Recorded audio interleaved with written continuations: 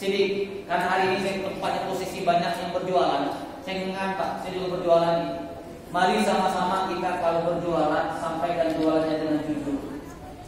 Jangan sedikit-sedikit kita menipu, walaupun itu dapat untung sedikit. Hati-hati. Saya banyak Pak, maaf, beli sesuatu udah ditimbang sekilo, sampai di rumah kurang sekilo. Sampai kembali timbangan itu banyak. Maka Al-Quran jelaskan, wailul lil mutaffifin alladzina idza talu 'alan nasi yastawfun. Ini yang kedua. Amanah. Ini anak-anak, mungkin saya akan kaitkan nanti. Ini amanah kita semua. Bapak Ibu, bangga kita di hari ini karena anak-anak kita masih diajak mereka untuk ke masjid, cinta ke masjid. Maka buat kita yang senior Pak, pengurus atau bapak-bapak yang lebih tua, kalau ada anak ribut di masjid, jangan sekali-kali dibentak. Jangan ke masjid lagi, ribut baik. Tertanam kepada mereka tidak mau ke masjid, bahkan ke tempat lain, siap-siap bapak nanggung resikonya. Kenapa Pak? Dulu kita kecil sama baik Pak, ribut juga. Maka kalau anak ke masjid, tuntun mereka. Kemarin viral kan Pak di Jawa, anak-anak sholat Jumat ribut, pengurus keluar, itu ditendang semua bawah. Allah. Salah. Maka anak-anak dituntun agar mereka tahu akan agama. Lanjut. Bagaimana hakikat kita melalui Rasulullah? Lanjut ayatnya. Tadi yang baru saya baca. Ada yang hafal ayat ini? Ada yang hafal? Surah Al-Ahzab ayat 21 yang di dalam. Di luar coba. Hafal. Oke, sini. Apa Pak? Dia kasih yang nunggu parkir. Yuk sini. Hafal ya? Kita cek. Sini silakan. Ini Risma berarti. Ya. Risma hafal atau tidak? Silakan. Karena ulang nanti kanan dari jauh. Kasih dari nasi. Ya sini, silakan. Surah Al-Ahzab ayat 21. Hafal ya? Tadi baca Quran nih. Tadi baca ayat ini. Coba. Ada berdepan nih ada lagi. Bacanya harus ini. Bismillah. A'udzubillahi minasyaitonir rajim. Bismillahirrahmanirrahim. Laqad kana lakum fi rasulillahi uswatun hasanatun liman kana yarjullaha wal yawmal akhir. Liman kana yarjullaha kana yarjullaha wal yawmal akhir.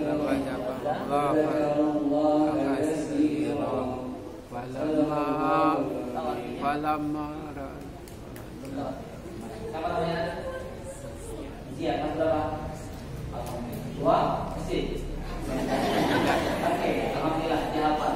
Ayat yang menjelaskan ada kalimat uswatun hasanah. Siapa uswah hasanah? Suri tauladan adalah Rasulullah. Dalam Al-Quran disebut bahwa sungguh telah ada pada diri Rasulullah itu suri tauladan. Maka hakikat harus kita teladani baginda Nabi Muhammad SAW dalam kehidupan ini. Kita lihat contohnya. Langsung lanjut itu dari saya. Lanjut. Contoh. Dalam ibadah, kami yakin Pak, jemaah kita di sini kalau sholat pasti ada berbeda-beda. Karena Rasulullah menyampaikan, "Shallu kama ra'aitumuni usolli." Sholatlah kalian sebagaimana kamu melihat saya sholat. Contoh, saya sholat Pak. Tadi saya mohon maaf terlambat, saya sholat di Masjid Agung. Sudah saya ada bapak sarungnya agak naik begini, jenggotnya agak panjang. Saya sholat Allahu Akbar. Kalau saya diangkat pas di bawah ini. Yang sebelah saya tadi Allah. Dari takbir sudah berbeda. Ada bapak mungkin pernah nengok Allahu Akbar. Pernah nengok? Oh, ada yang begini. Saya di pesantren dibuka kita kuning oleh guru saya menjelaskan beberapa riwayat Rasulullah ketika sholat bertakbir Allahu Akbar.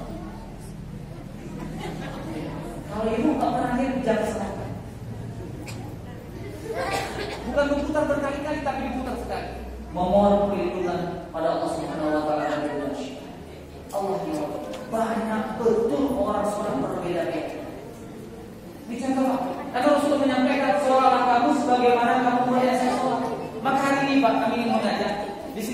kunut Imam ya. Kalau ada yang tidak pakai kunut jangan salahkan. Kami di masjid itu memperhatikan. Saya kalau subuh Jumat saya pakai kunut. Hari Senin jadwal saya tidak pakai kunut. Kadang saya pakai zikir sama-sama, kadang tidak saya pakai zikir sama-sama, sendiri-sendiri. Artinya begitu banyak pemahaman di masyarakat. Salahkah itu tidak? Yang salah yang tidak sholat selesai. Beribut masalah kunut, wajib pakai kunut. Yang salah itu tidak sholat subuh, selesai. Maka baginda Nabi Muhammad memberikan contoh kepada kita. Coba, al-ikhtilaf rahmah, perbedaan ini rahmat Allah.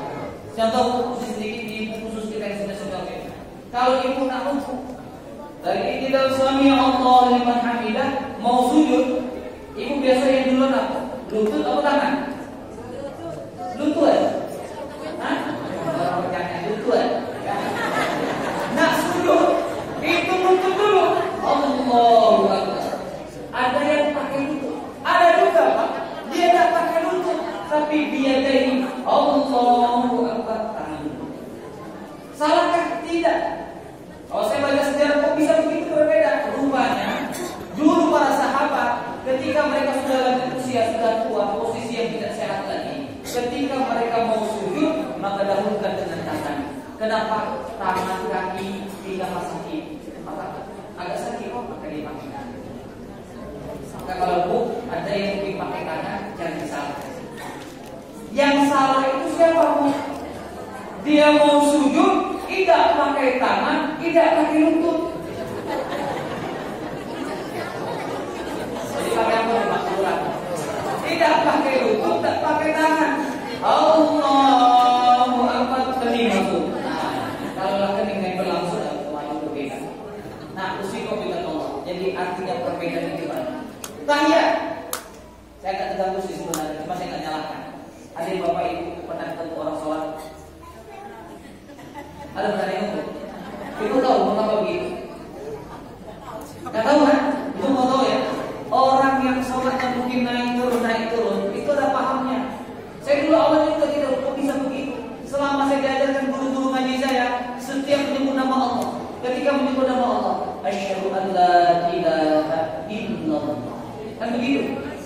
Rupanya menurut mazhab Imam Hanafi atau Hambali, setiap menyebut nama Allah, at-tahiyyatul mubarakatus salawatul thayyibatul lillah, assalamualaikum, assalamualaikum. Setiap nama Allah yang rupanya setiap nama Allah yang jadi kalau ada yang begini Pak, jangan disalahkan Pak Imam nanti yang di situ ada gitu ya. Tapi yang anehnya, saya nggak belum riwayat yang tidak mengangkat begini, tapi tangannya begini. Nah kalau yang begini Pak, semua mengingatkan Pak bisa berarti dia lagi kasih tahu. Ini yang tidak ada pedomannya. Jadi kalau Bapak berbeda-beda, tidak bisa. Kenapa? Rasulullah menyampaikan. Lanjut. Setelah tanya, sampai boleh. Lanjut. Oke, lanjut. Akhlak Nabi termuat dalam kitab orang Barat. Mikul Haq menulis bahwa 100 tokoh orang berpengaruh di dunia. Begitu banyak, tetapi tetap nomor 1 yang tidak tergantikan adalah baginda Nabi Muhammad sallallahu alaihi wasallam. Hanya 23 tahun beliau berdakwah, Islam tersebar luas sampai saat ini. Orang Barat tulis 100 tokoh yang berpengaruh, tetap nomor 1 Nabi Muhammad sallallahu alaihi wasallam. Lanjut. Nah, bagaimana akhlak Nabi terhadap istri? Contoh baca. Rasulullah terhadap istrinya, panggilan kesayangan terhadap istrinya dia panggil dengan sebutan ya Pak, hari ini sudahkah kita panggil istri kita dengan panggilan yang mesra? Jangan panggilan yang membuat hati dia sakit. Hoi, itu salah. Panggillah panggilan yang romantis. Nabi Muhammad panggil istrinya Umairah. Ibu ada di mana Umairah? Saya kemarin kondangan Bu, pas lagi jaga Perancisan, saya ngomong ibu-ibu ini Umairah semua. Kenapa? Pipi rame-rame. Kan berdandan luar biasa ya. Saya bilang Umairah itu ketika disebut Umairah, pipinya tersipu baru kemerah-merah. Maka saya sampaikan Pak, panggil hari ini Pak, panggilan istrinya untuk panggilan romantis. Di HP saya Pak, saya tulis nama istri saya Zaujati Al-Mahfuzah, istriku tercinta, bidadari surga. Panggilan romantis semakin. Kenapa? Semakin banyak memanggil istri dengan panggilan romantis, insya Allah namanya perempuan itu senang dipuji. Betul. Ibu masak asinan, kita seorang suami tidak boleh jujur Pak. Asin pada nasi goreng. Bagaimana Pak? Dalam kasih, tetap kita akan memuji istri. Wena tenang, lama panas ini. Pas dimasak, asik disuapkan kepada istri. Asik luar biasa. Malu istrinya hanya memberikan ibadah pada panah. Di situ hadir Pak. Kenapa dia tidak jujur dalam menyampaikan hal yang mungkin tidak baik buat istri? Humel, lanjut. Anak cucunya kita makan Pak. Mungkin ada yang pernah lihat Pak, Rasulullah kalau megang anaknya Fatimah Zahra, dia angkat tinggi dan menangkapnya, tapi yang tinggi-tinggian Pak. Ada yang begitu Pak? Diangkat dan diambil dan didoakan. Apa kata Rasulullah? Semoga harum namanya dan luas rezekinya. Jadi Pak, kalau kita anak kecil kan sering kita lihat. Doakan yang baik-baik. Yang kedua, lanjut. Rasulullah terhadap cucunya Hasan Hussein, kalau lagi bercanda dia merangkak, cucunya naik di atas pundak Nabi Muhammad SAW. Apa kata beliau? Seganteng-ganteng orang adalah kain berdua dan seadil-adil orang adalah kain berdua. Kita ambil pelajaran Pak dari dua ini. Banyak-banyaklah mengucapkan yang baik terhadap anak dan cucu itu. Bu, anak ini nakal luar biasa. Saya tidak sabar gitu. Jangan katakan yang buruk buat anak ini. Contoh, saking besarnya disebut nama hewan, atau mohon maaf disebutlah nama kalimat jahil, bodoh. Itu doa. Maka jangan sampai kita melakukan yang tidak baik buat anak ini. Jangan kisah. Saya bukan ada ini. Ada kisah seorang ibu dan bapak ketika ingin menjamu tamu. Ada hidangan yang sudah disiapkan begitu banyak. Kenapa ingin menjamu tamu? Ibu bapaknya sudah siap. Namun anaknya yang masih kecil, tanpa sepengetahuan ibu bapaknya, dari luar mengambil pasir. Dari luar mengambil pasir dan menaruh semua makanan itu dengan pasir. Lari-lari, main. Kamu anak-anak, kira-kira kalau ibu nengok anak itu gimana? Capek-capeknya pendidikan ada tamu, anak taruh pasir. Dengan amarah seperti ini, ibunya tetap sabar dan mengatakan yang baik. Apa kata ibu? Insya Allah, nah, ibu doakan engkau akan jadi imam Masjidil Haram. Apa bu katanya ibu? Ibu doakan engkau menjadi imam Masjidil Haram. Diijabah oleh Allah.